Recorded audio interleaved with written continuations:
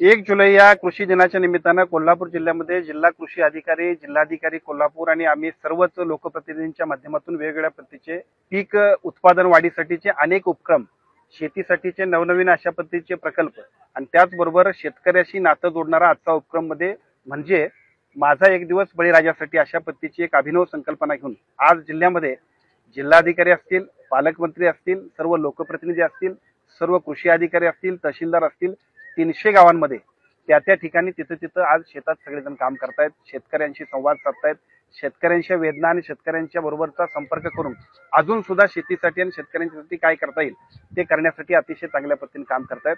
आज राधानगरीच्या या आमच्या सन्माननीय चौगुलेंच्या शेतामध्ये इथं प्रांत आहेत, आमचे सन्मान्य प्रांताधिकारी आहेत, सन्मान्य तहसीलदार आहेत, आपले तालुका उपविभागीय अधिकारी कोल्हापूर जिल्ह्याचे आहेत, तालुका कृषी अधिकारी आहेत, सर्व कृषी क्षेत्रातले, सर्व महसूल क्षेत्रातले आणि त्याचबरोबर सर्व लोकप्रतिनिधी सुद्धा या ठिकाणी उपस्थित आहेत।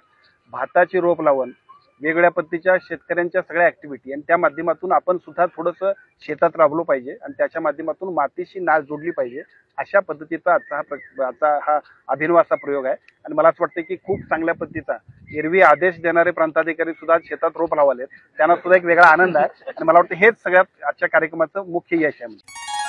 तांबूस फुटता उधळलाली भूपाळी रामपारी, दिशादाही उजळल्या आल गोकुळ आपुल्या दारी, निर्भेळ आणि सकस चवीच गोकुळ लई भारी। गोकुळची दर्जेदार दुग्ध उत्पादने, गोकुळ अस्सल चव कोल्हापूरची। चव आहे कोल्हापुरी, गोकुळ लई भारी। अशाच नवनवीन अपडेट पाहण्यासाठी आमच्या कोल्हापुरी कारभार म्हणजेच KK न्यूज चॅनेलला सबस्क्राईब करा।